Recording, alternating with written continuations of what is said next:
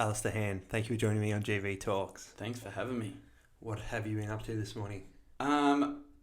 Took the little man for a walk, actually. Emma got up and went to the gym, so stayed home and looked after the little man for a while she went to the gym and got a session in. She's loving getting back into it and getting her body back into shape because she was obviously it's a big change for a woman to go through, so she's pumped to get fit and stuff again, but she's doing really well. Has she fully recovered? Yeah, she's recovered, but obviously there's Harvey's 8 weeks old today, so yeah, she's still got that little bit of a way to go to get where she wants to be, but she's done an amazing job so far. Yeah, I've noticed a bit of a trend with new mothers wanting to get back into shape fast. Yeah, but you've just gone through this traumatic experience of giving birth and growing something inside of you for 9 months. Correct. You don't want to put too much pressure on yourself. Yeah, and I think she does that a bit. She's trying to make it happen quicker than what it's going to be able to happen. But she's doing good. Yeah. She's doing real well. Are you all ready for Christmas? I think so. I think I just finished up on the weekend, actually. Pretty sorted. It's going to be pretty busy, especially now with Harvey. Go to my family Christmas morning, then duck to Emma's family Christmas lunchtime, probably back to Mum and Dad's for dinner, Boxing Day down to Melbourne for Emma's dad, who lives down there, then come back the next day for Dad's side of the family here. So it's going to be pretty tiring. Do you think that sounds enjoyable or hectic? Because that sounds like my worst nightmare, what you just described then. Well, if anyone that knows me knows that my life's pretty hectic all the time, so it's sort of the norm for me, but yeah, it's not as normal now trying to do it with a kid, but yeah, no. Just another challenge for you. Exactly right. Before we get too deep into it, do you want to let the Shepparton people know who they're listening to? Alistair Hand, born and raised in Shepparton by my wonderful parents, Brett and Fiona, 2 older brothers, Michael and Nick. I work at GV Signmakers as a sign writer, graphic designer. I own Four Kings Clothing. Was diagnosed with leukemia in 2016, kicked his ass. Find me on Instagram at handy4kings, 4 Kings Clothing, GV Signmakers, Alistar.jpg, or Eat with Alistar.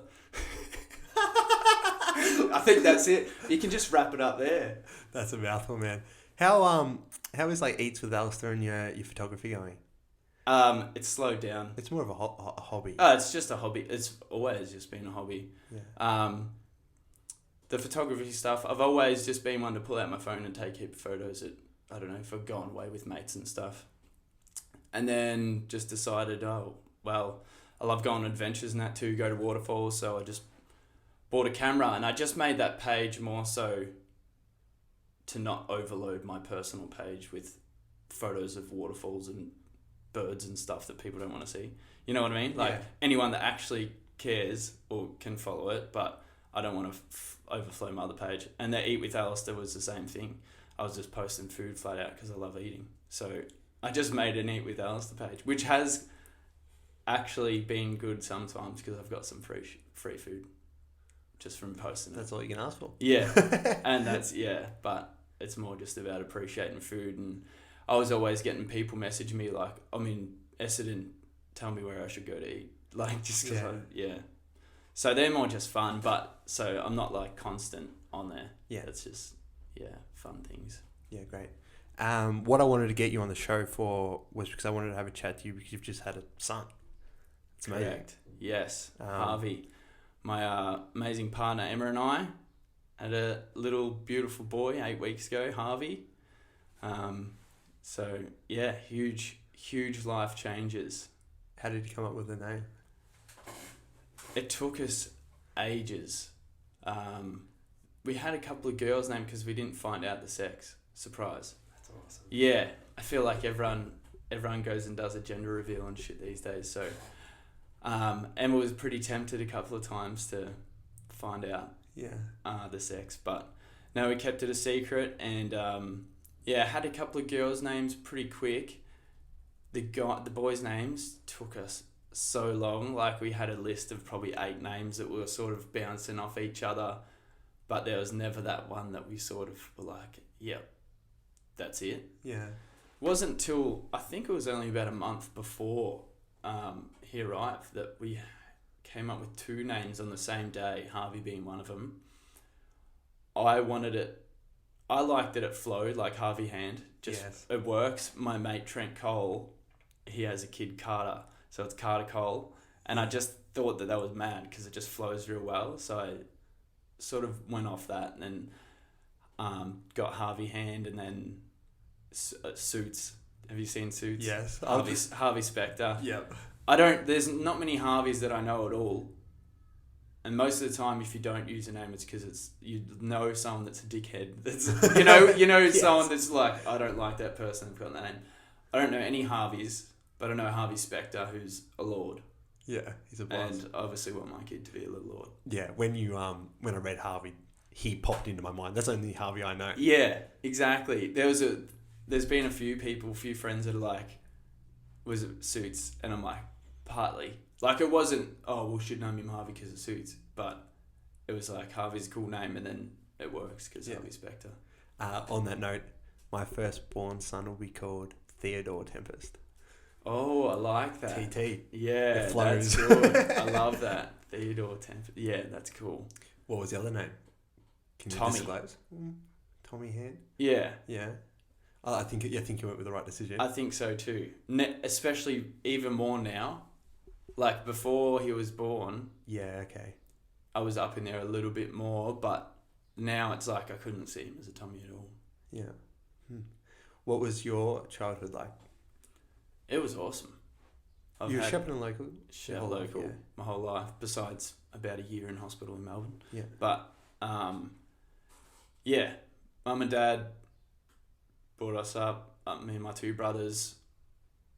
We're not like loaded, but we've always had everything that we sort of needed.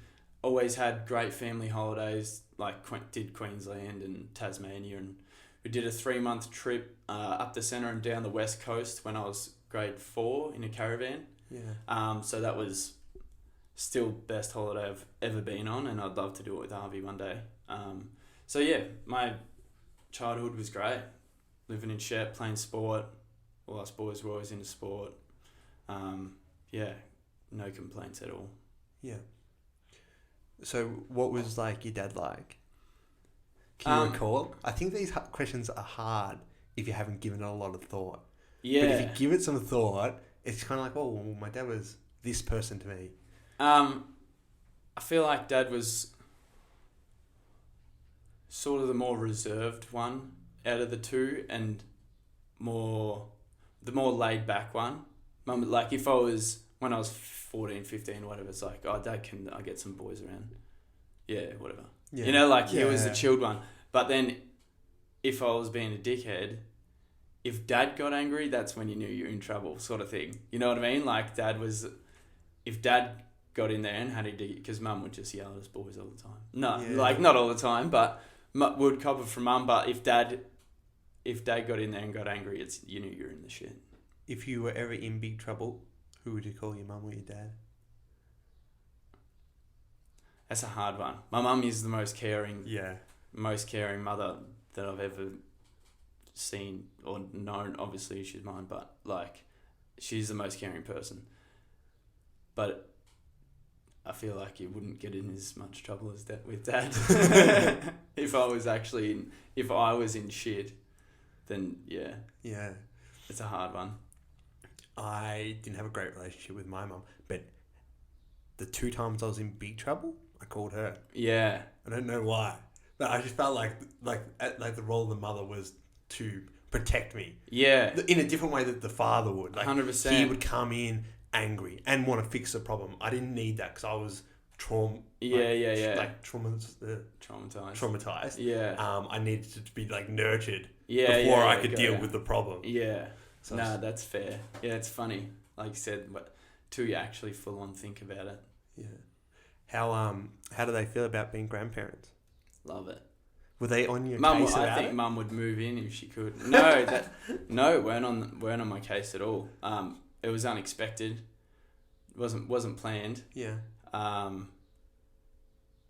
And it was funny. I think Mum had, because Mum's parents are still alive. Yeah. And she'd had a conversation with my pop. I think she said it was only a month or two before. And he was saying like, oh, I don't think we'll ever be great grandparents, because my two brothers are the eldest. Yeah. Nick has a girlfriend, but like not looking like having kids. Michael doesn't have a missus, and he's just doing him. He doesn't really care. Yeah. And there's me, then like my littler cousins, like one's in a relationship but just finished studying, and Yeah. you know, like there was no one really looking like they were gonna have a kid. So yeah, Pop was like, oh, I don't think we'll ever be great grandparents, and even Mum was like, oh, I don't know, like if I'll be a grandparent. Wow. So yeah, it's a big surprise, and yeah, now Mum's just, I don't know, she would seriously just move in, I reckon, if I let her. Yeah. She'd be there every day. Loves it. It'd be great having like new kids again. Yeah. Like, especially after raising kids and going through it, and they would have had time to reflect on it now that you're all adults. Yeah. Like you play a different role as a grandparent. Yeah, exactly. And Mum has 2 sisters and 2 brothers. Yeah. And it's the first grandchild, like, Yeah. for Okay. great grandchild for Nan and Pop. So, yeah, it's funny. My little cousin Tamara, who's, I think she's just going into high school next year. She got excited because she's not the youngest anymore. Yeah. But yeah, it's that next generation come through now. So they're yeah, everyone's pretty excited. We went out for dinner for Mum's birthday last week, the week before, and I don't matter anymore. You walk in with the pram and it's just see a Harvey, and nobody gives a shit about Alistar. Yeah. Everyone just wants Harvey. But the circle of life, mate. You've got to let it go. But seeing the pure happiness on Mum's face when he's around is pretty special. Yeah. It's pretty special. Wow. How did Emma tell you she was pregnant? And how did you feel? Rang me crying. Wow. It would be so Nervous. emotional even if you were Yeah. ecstatic about it. Like, so it'd just be overwhelming. Oh, 100%. Like, you can't even really explain it, I guess. Yeah, it was very full on. You were at work? Where did she call you? No, I wasn't at work. It must have been I think it was on a Sunday. Yeah. I think it was at home. Well, she just said come around, I think. Yeah, she just told me to go around, and she didn't tell me till I got there. But yeah, it was a pretty full on time, and bit of back and forward what to do, and yeah, it was pretty crazy. Roller coaster of emotions for a little while. Yeah. When I moved to Shepherd in April 4 years ago, it was April 1st, and I just drove the truck down and we started unloading all the stuff in 8 Hoskin Street, Yeah. my gym, and I just spent all the money I had to set this gym up. Like, I just moved away from the place I was living. Yeah. I had nothing. Yeah. And it's about halfway through the day and I get a phone call. The girl that I had been seeing in Warrnambool calls me up. She says, like, I've got something to tell you. Like, Oh. just chill out for a second. I was like, well, what do you have to tell me? And she's like, oh, I'm pregnant. And I was like, well, I thought you said that, like, Yeah. you were on the pill. And she's like, yeah, well, I don't know what's happened. And then I was like, okay, well, what do you want to do? Right? Yeah. Like, but instantly when I heard the news, I was trying to I was trying to find the solution, but it wasn't clear what the solution was. Yeah. But, like, I kind of wanted to see how she wanted to deal with the situation. Yeah, of course. Because that was going to help me pick how I was going to deal with the situation. Yeah. But it was an April Fool's joke. No way. And in that moment, I was like, I think I'm in love with this girl. Yeah. What a psychopath. That is right off. Yeah. That is the ultimate of April Fools. Yeah. Like, to actually, not just like I'm pregnant, like, fooled you. Yes. And on the day, man, the day I moved down here, I was just like, whoa. I wasn't thinking about it's April 1st. Yeah. Too caught up No, in the day. exactly right. Wow, that would have been full on. How has your and Emma's relationship developed since having Harvey? Oh, that's a good one. I guess it's matured in a way. Yeah. has to, I guess. Like, it's not about us anymore. Yeah. It's about keeping this little man alive and keeping him healthy. I think we've both settled into it fairly well. Like, it's definitely been hard, a lot harder than everybody makes it out to be. But she's doing an amazing job. She'd be like me, I guess, and sometimes think that she's not, but she's doing an incredible job. I've been, like, under the pump hard with work for most of the year now, doing overtime nearly every night, and it's been very hectic. So it's been a huge year of changes and stuff for me, but she's taken on the mother role incredibly, and she's she's doing awesome. So it's sort of made it easier, I guess. She's been very understanding with me doing that overtime and putting in the hours up until the holidays. But I reckon our relationship is stronger, for sure. Which is good, because it could easily go either way. Yeah. How do you think she would rate your performance on being a father or being in that father role? She tells me that I'm doing well, and I'm probably doing better than what I tell myself. Yes. That's why I bring it up. Like, she probably feels similar to you in the way that she might be questioning how she is performing, but you just told the way that you described it is probably more accurate than how it is in her imagination. So how she's describing your performance to you is probably more accurate than how it is in your imagination. Yeah. And I guess that's a hard thing. It's just a huge change, and realising that there is going to be the hard times. As we were talking about before the camera turned on, just everybody, whenever you see people and you're asking how it's going being a dad and that, and everyone's like, yeah, it's going real well. But like you said, you can sort of see it on people's faces that it's... There's a second side to the story. Yeah, there is, but nobody opens up about it. And I did not too long ago on my Instagram story, and just had a little moment that I admitted that I was struggling. And I feel like there is this expectation, like whenever I'm at the terminus or something, people coming up like, oh, how is it? Must be so good being a dad. And it's like, yeah, it's awesome. But I just felt like I was being fake, because it, like I said, I was doing overtime, coming home at like 6:30, which was just Harvey's like locked in, crack the shit sort of time. Yeah. Like, he's tired, he's hungry or whatever. So I'm walking in, screaming baby, trying to relieve Emma after she's had a whole day of dealing with him. And it's like, this is not enjoyable. You know what I mean? Like, yeah. So, like, I just open up about it, and I feel like I reckon I nearly had 100 messages from people saying my partner was the exact same, or I felt the same. Like, it just feels like you're not enjoying it as much as you should be. Yeah. But the start, like, my boss was straight up to me, is like, you're going to hate your life for the first few months.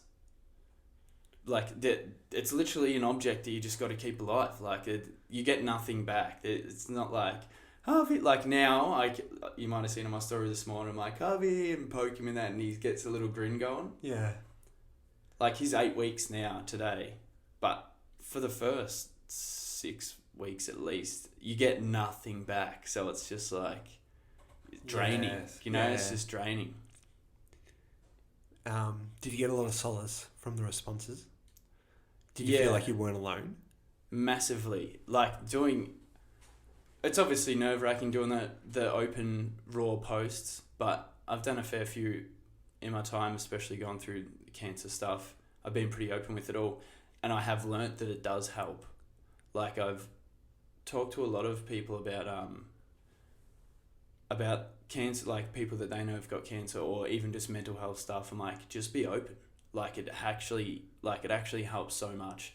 And that's why I went and did that, and I had so many good responses, and it did relieve, like, it didn't make me feel like a piece of shit. You know what I mean? It's like, I'm not the only one here. So it definitely helped a lot, yeah.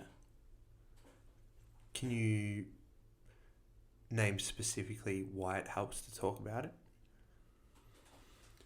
I feel like just getting it off your chest in the first place helps. You know, just releasing it, just Yes. admitting it to yourself and letting it out instead of it just all gathering up inside your head and Yeah. then just losing it.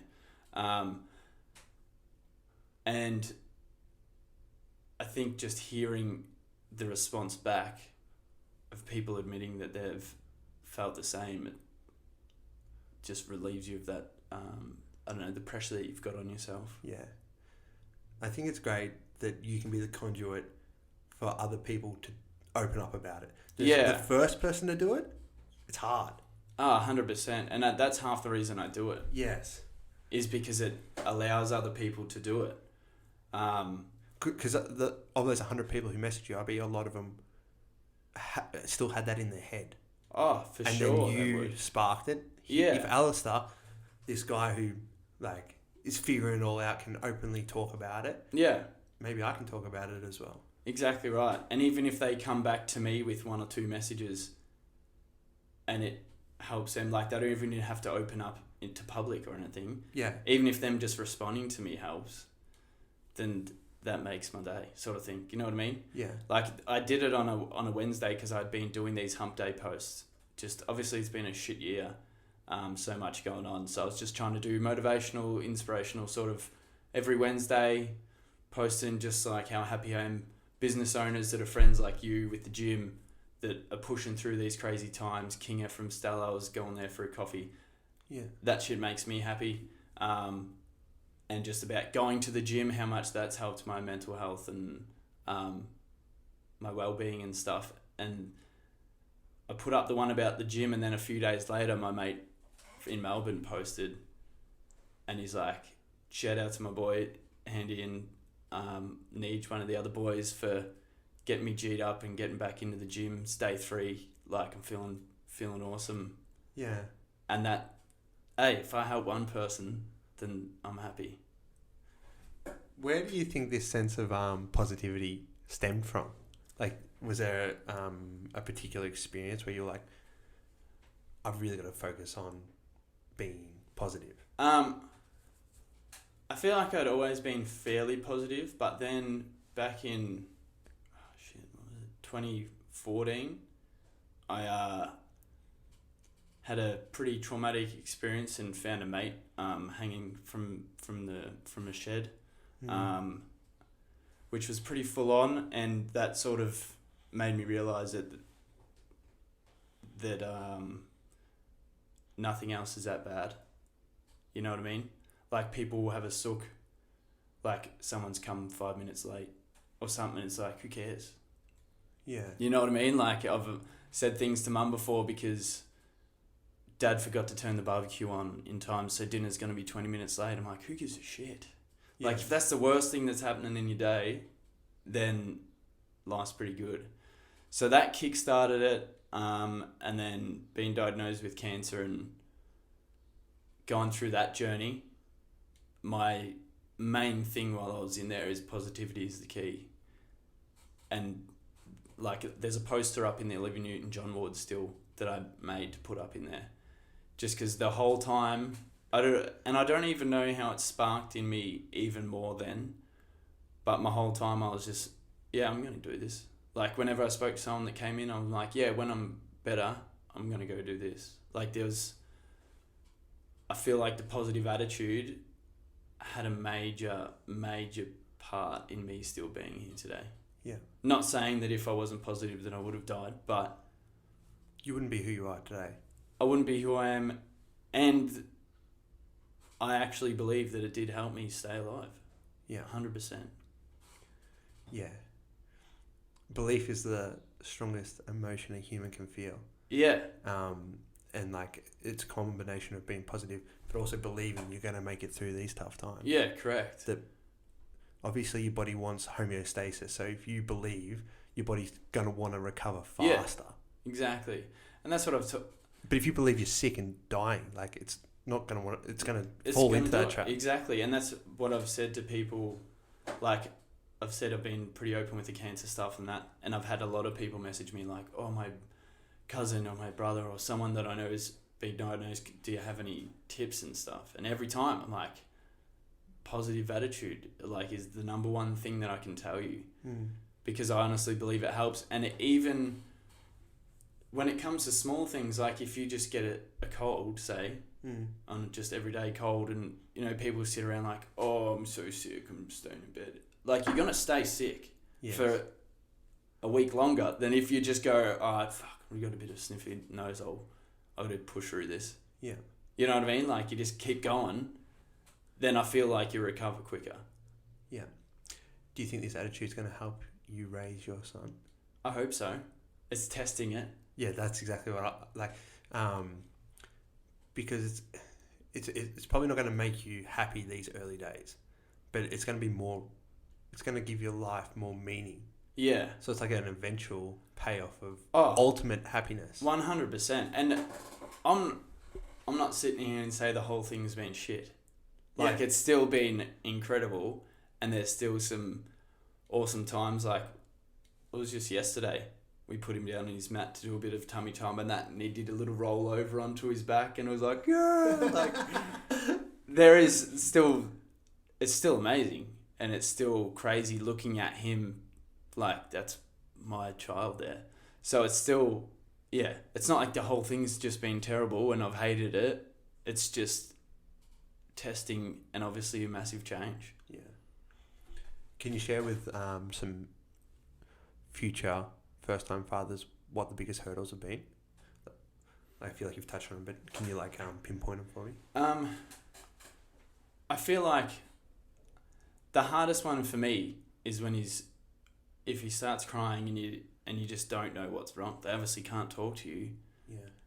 And because it is your baby, like you were saying earlier, you wish you could just feel that without carrying it on, just feeling that emotion of having a child. Yeah. To have this thing in your arms that's your little man and he's just bawling his eyes out, like it just makes me so sad. Yeah. Because I don't want him to cry.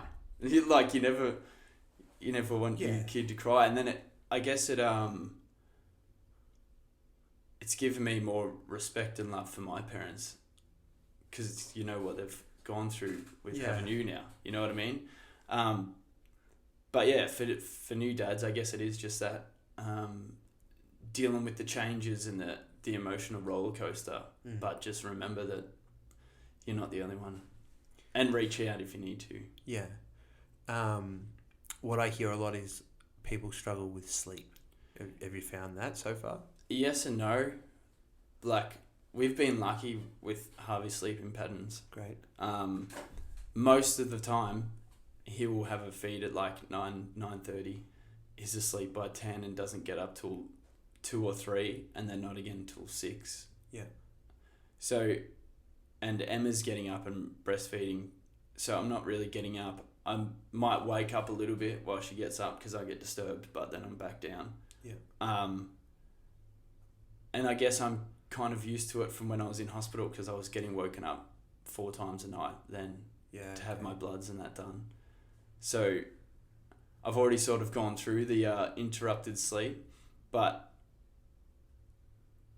we've been lucky, because you hear a lot of people. I think it'll change a bit when he gets to 4 months and when he starts teething and things like that. I think it's a lot worse. But at the moment, last night he did 7 hours straight.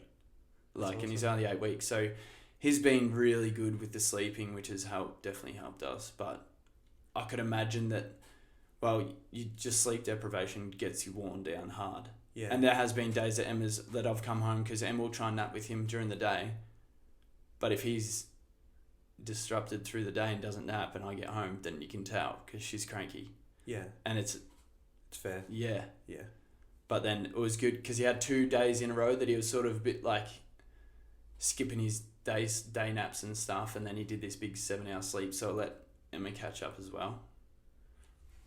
Do you think Harvey has or all kids have an internal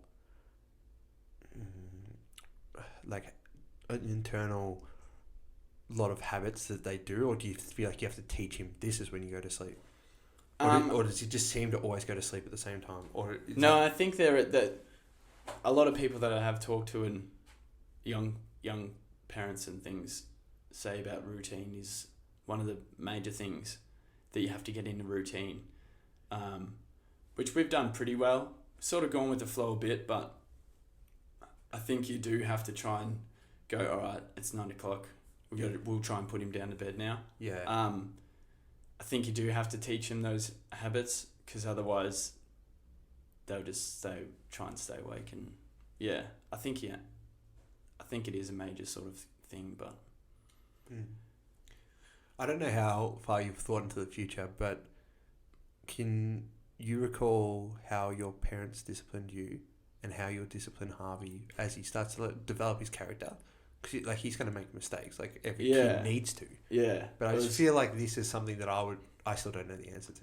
Yeah, it was funny. I was saying to Emma about this one because I feel like some things, especially these days, if you say you'd get in shit, like, yeah, I'm not going to go belt my son, but I don't know, I'm not going to be the type that just bribes him.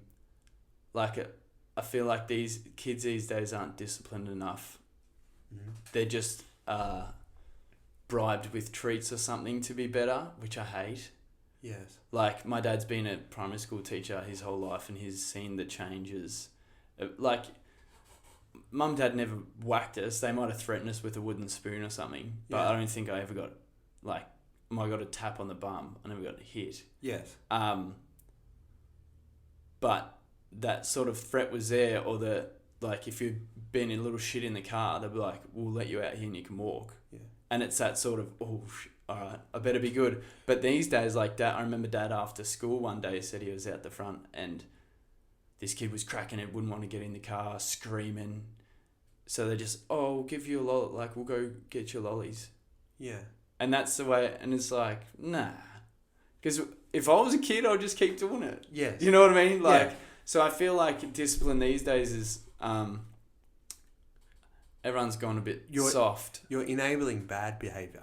Yeah. By rewarding it. And I don't. Where your dad taught you how to respect authority. Yeah, exactly right.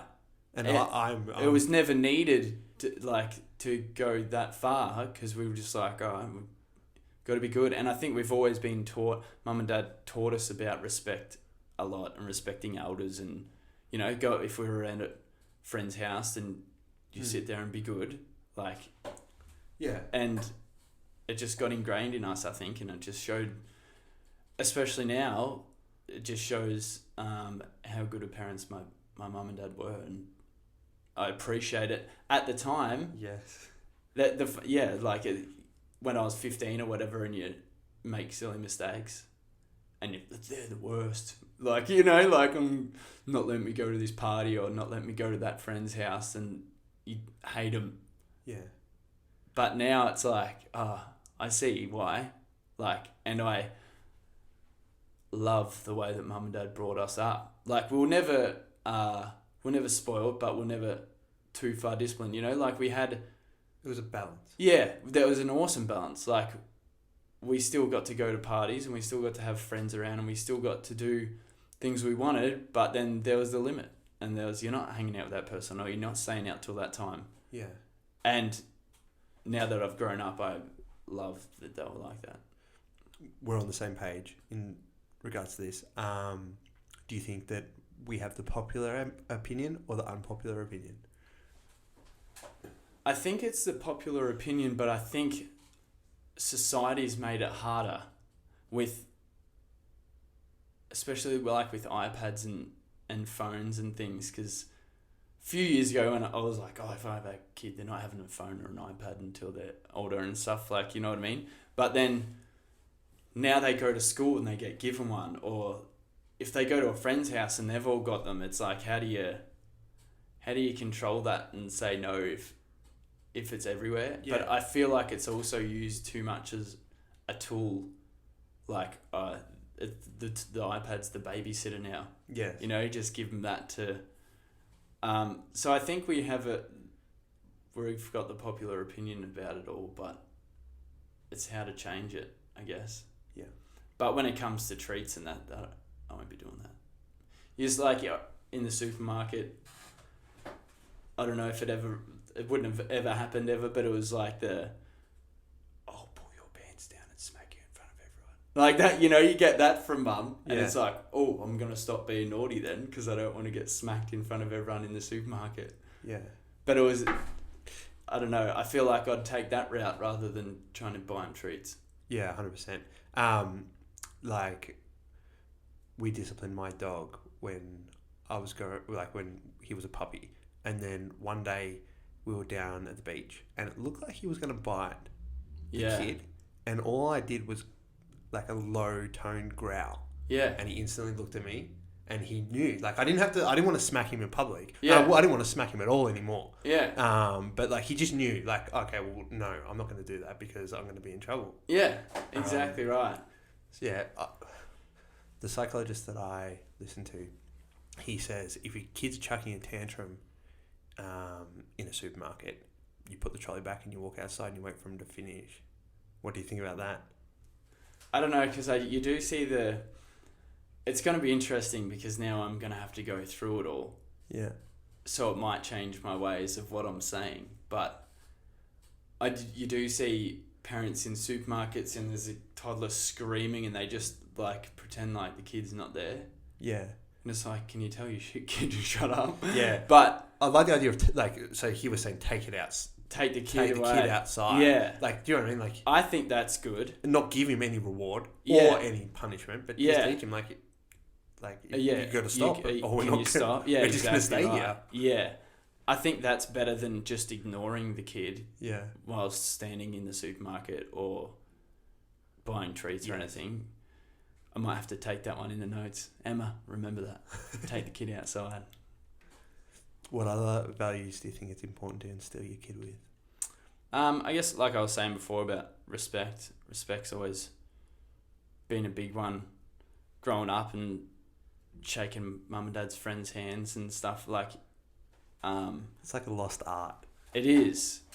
Like whenever I see mum or dad, like family friends and stuff, I'll shake their hand or give the wife a hug or something. Yeah. And it's funny you say that about lost art. Like, I remember like growing up and there's that certain percentage that say like respecting younger generations gone and all this sort of thing. And I'm one to like hold a door open. Yes. And I remember at TAFE one day and this lady was a good 20 metres away. Like I could have just kept walking for sure, but I was like, I'll stand here. And just walked through and just didn't even say anything. And I was like, we're the ones that get like this bad name that we don't have respect, and yet you can't even give me a thank you. You know what I mean? Yeah. Like, but yeah, I feel like I've always been the one to shake hands and be polite to mum and dad's friends, and I think I'll definitely push to have that instilled in Harvey as well. Mm-hmm. I think it's definitely important. What scares you the most about the future? In regards to Harvey. In regards to Harvey? Yeah.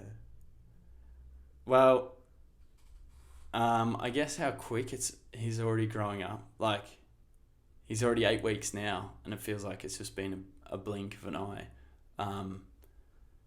He's definitely turned into a little man more, but just seeing now, like, my mum and dad have turned 60, and it's like, shit, he's like, that's gone fast for me, so I feel like his life will go fast, and obviously just because I haven't like been living in Shep, or not even in Shep, just knowing the shit that's out there, like just I don't know, hoping that I bring him up well enough not to go down a bad path. Yeah. Like, I don't want to shelter him. I don't want to be one of those parents that you see a lot of kids and stuff, I think, that get super sheltered from the real world and then end up letting loose. You know what I mean? And they go the complete opposite way because you're too too locked down from the world. So I want him to be able to see the world and see the real life out there, but obviously just make the right choices. Yeah. You have to let him out into the world.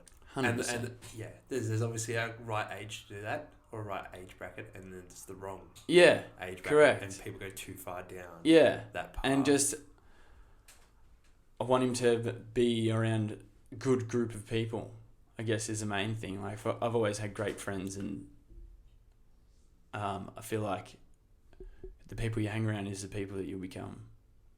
Yeah, I read the most important role of a parent from I believe the ages were 2 to 5. The most important thing for you to do is to make sure Harvey's well socialised. Yeah. Because if he's liked by other kids, he'll do well in life. Correct. Right, but if he doesn't socialise much, or he isn't well socialised, like he doesn't know how to share and et cetera, that's going to show somewhere down the line. 100%. Which I found really interesting. I think when I have kids, that will be my goal. Oh, for sure. Do you have any other friends that have kids a similar age? Yeah, I do. Trav Senior, one of my good mates. Yeah. He has 3 girls now. Wow. But his third one was born, I think, 5-6 months before Harvey. So it's good having him close, and I think probably try and involve myself even more with him. We're already close, but I messaged him the other day to see what he was doing for New Year's Eve, because I like to party, but this year it's I'm not doing nothing for New Year's Eve. So I messaged him and I was like, what are you and the fam doing? It'd be cool if we could hang out and just have a couple of drinks and chill with the fam, because we both got small bubs now. That sounds awesome, man. Doesn't that sound like a good time? Yeah, which would be cool anyway. And I think it'll be cool in the future, if I have a few friends that have been in long-term relationships and stuff, so if they start having kids and you start doing the family thing, which would be fun as well. It's just that next step. Yeah. It feels like we're going to be the Shepparton community soon. When you're growing up, you kind of you're not sure if you're going to stay. You're not really kind of cemented in the 100%. in the community. And then you have a family, and then you've got family friends. It's kind of this is definitely home. Yeah, now that Harvey's born here, it's I'm not shifting for at least a while now. Yeah. Not a chance. So yeah, be cool. Hopefully there's a couple of my cousin actually. She just had a baby 2 weeks after Harvey. Wow. But she's in Melbourne.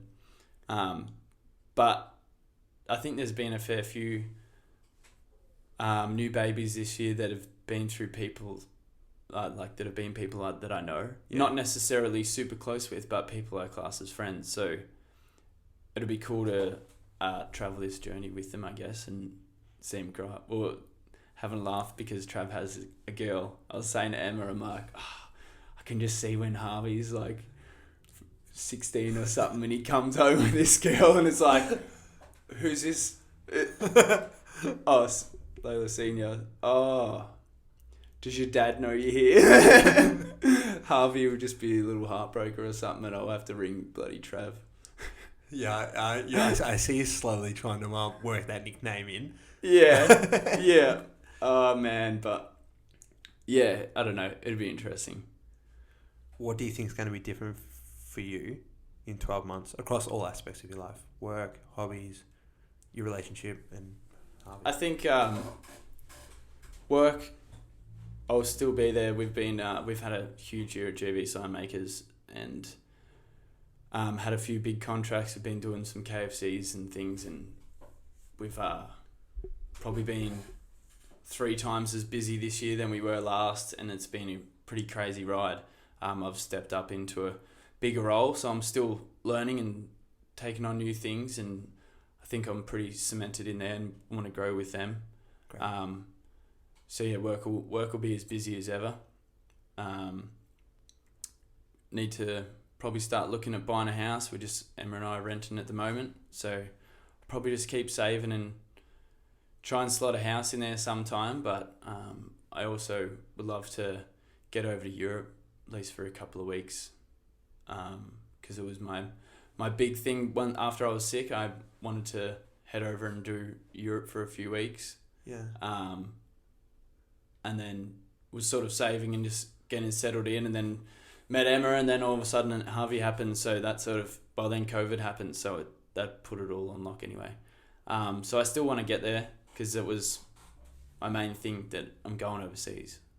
So that'll happen at some point. But yeah, I guess we'll just be taking this crazy ride with Harvey and learning every day is just lessons, I think. Yeah. But yeah, other than that, Four Kings is still just trotting along slowly. I'm not pushing it as hard as what I used to. I did stop it for a while completely just because I was concentrating on my health and getting back in the gym and stuff after I was sick, and I just didn't have the time and energy. But then just seeing pictures and things, it sort of made me miss it. So I've started again, but it's just slow release. I'm not on there every day and having huge expectations of myself. Mm-hmm. It's just letting it sort of trickle along. But yeah, obviously photography now will be more of Harvey. Yeah. But no, it's good. Can't wait to take him out on it. Emma and I both love going on adventures and going to waterfalls, and hopefully we'll get some day trips in over the holidays. I've got 4 weeks, which is good. Great. Heading to Geelong for 4 nights with mum and dad. So that'll be awesome. Emma and I'll be able to have some time and go have some dinner and stuff and have some us time. Yeah. So yeah, looking forward to that. Sounds good, man. Last 2 questions. Who locally inspires you? Oh, I knew this was going to come, and I was like, geez, this is hard. Like, harder than you think. Obviously, after Harvey and making this big change, my mum and dad inspire me heaps.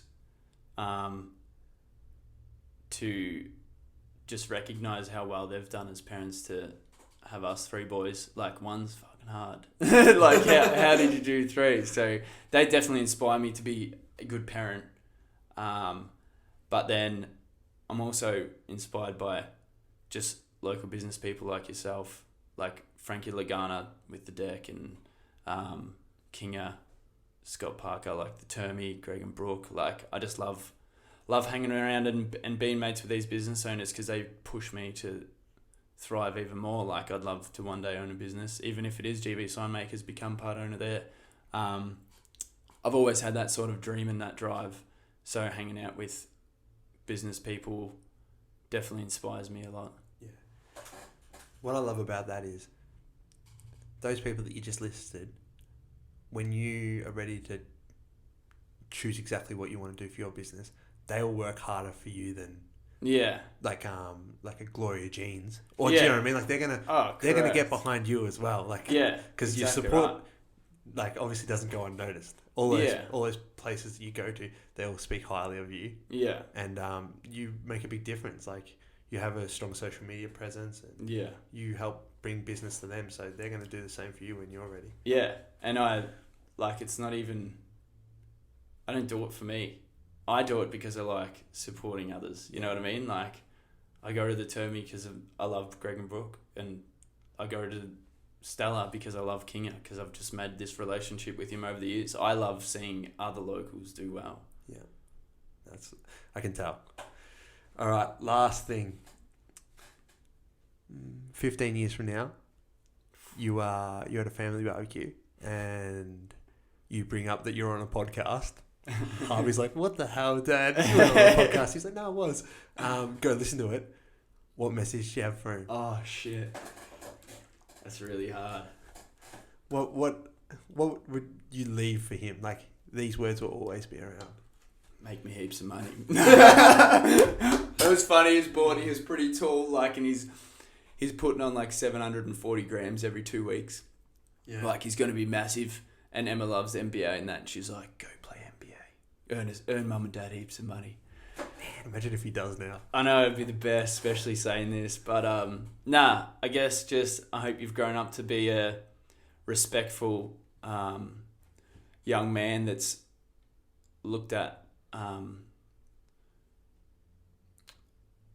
well in the eyes of the community, I guess, and people have respect for you and you carry on the hand name. Great, Alistair. Thank you for joining me. Thanks for having me.